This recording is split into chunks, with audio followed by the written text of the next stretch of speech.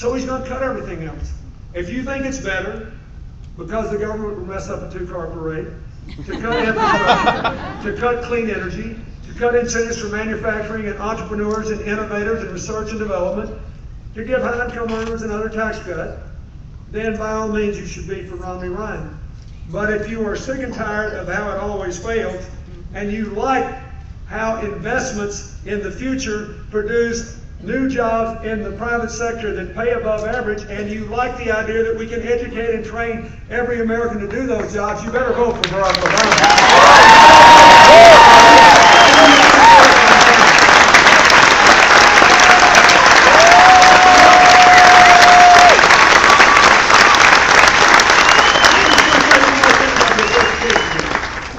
This could be a game changer if every young person in every family, when a person in college or about to go to college, knew what was really in the president's reform program and knew the difference in his position and Governor Romney's, this election would be over.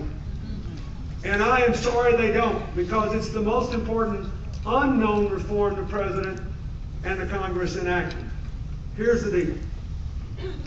We still rank near the top of the world in the percentage of our young people going to college.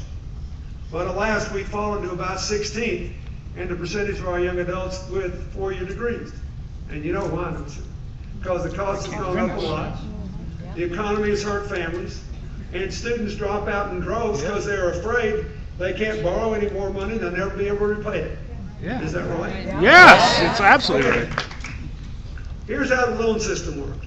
The government pays your tax money to banks and gives them a fee to process the loan, and then guarantees 90% of the loan, so they can't really lose money. Here's how the new system works. And I know it works because we did this on a voluntary basis when I was president. The government sets aside a loan reserve fund, and any University of Wisconsin campus, Stevens Point, said, Eau Claire. here are the people that are eligible for the student loans. I just picked one. Anybody.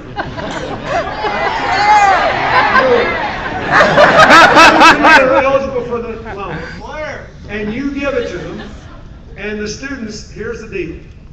The loans are cheaper, the interest rate is lower, but far more important, these loans, starting next year, every single student in America with a federal student loan will have the absolute right to pay that loan back as a small, fixed percent of their income for up to 20 years.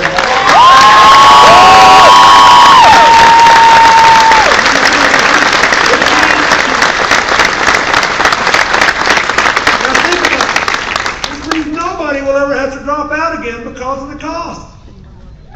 It also means, suppose you graduate from school here and you want to go to a small rural school district or to a Native American reservation and teach, where the salaries aren't so high, where you might have said before, I'm sorry, I can't afford to do that. Say, oh yes you can, because your loan payment's going to be determined by your salary, not the other way around.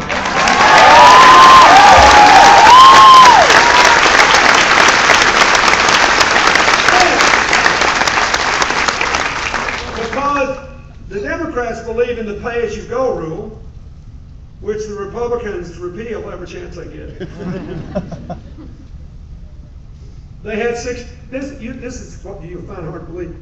This system saved $60 billion over the old system, over 10 years. So with that $60 billion, the Congress and the President used the money to guarantee that Pell Grants would be funded to keep up with inflation over a decade, and that the tax credits, the Hope Scholarship tax credit and the other tax credits, would be protected for middle-class families for a decade.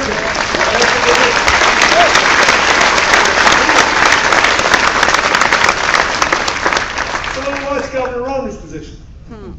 Ask your daddy.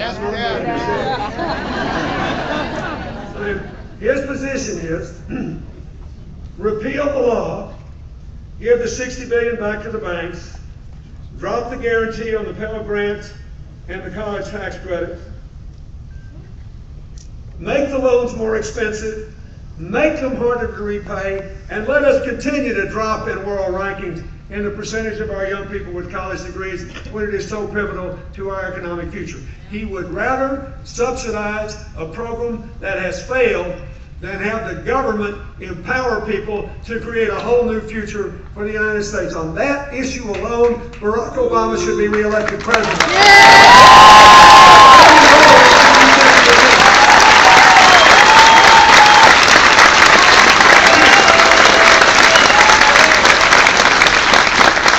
Same deal with healthcare.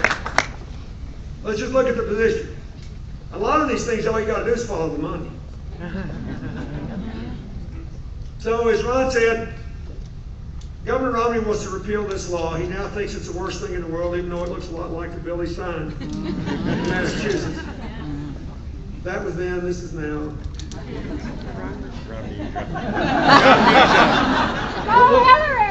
But look, this is serious. Over $1 billion has been paid in refunds because of the law's requirement that 80 to 85% of your insurance premium go to your health care, not profits or promotion. 280,000 Wisconsin families have gotten refunds on their premiums. Premiums are going down. All these reform efforts going on all over America. Green Bay's been highlighted. You probably know that for a lot of healthcare reform. But now it's going on all over America where people are trying to think about how to improve the quality and keep the costs down. How to stop paying for separate medical procedures and pay to stay healthy. As a result, medical costs are going up at less than half the rate of the previous 8 years. And for the first time over the last 2 years, they've been 4% or less for the first time in 50 years.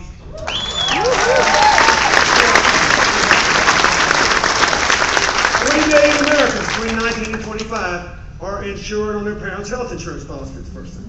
Next year, 30 million Americans, many of them with pre-existing conditions, are going to be insured. Hey-o. Yeah.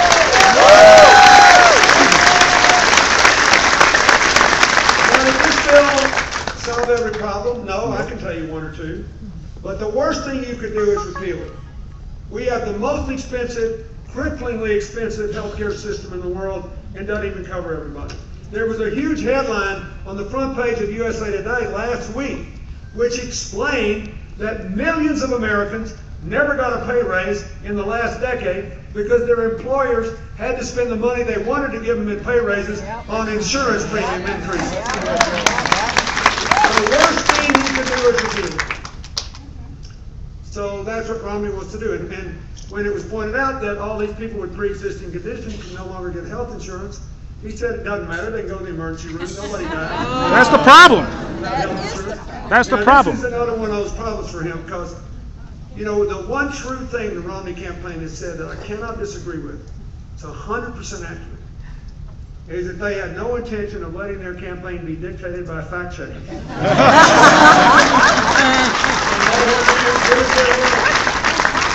I gotta say, you gotta have one more life. Did you see? You're a comedian now. It's killing them in Ohio. So they're freaked out, right? Because Ohio's an old-fashioned state. Yeah. And 1 in 8 jobs are tied to automobiles. And they know President Obama had their back when they were down and out and facing destruction. So they're going to have his back in this election. Yeah. Well, you let them with their values. And you can't let somebody save you and not stand with them. So they've been going crazy over this. Because no Republican's ever been elected president in Ohio. So they start running an ad saying that the president has helped Jeep move jobs to China, right? Jeep, which belongs to Chrysler, which belongs to Fiat. So what he really said was he helped the Italians move the jobs to China. I mean, come on. They are moving from being discriminated against. We're now back to European minority groups. Pretty soon they'll come after the Irish and I'll have to go.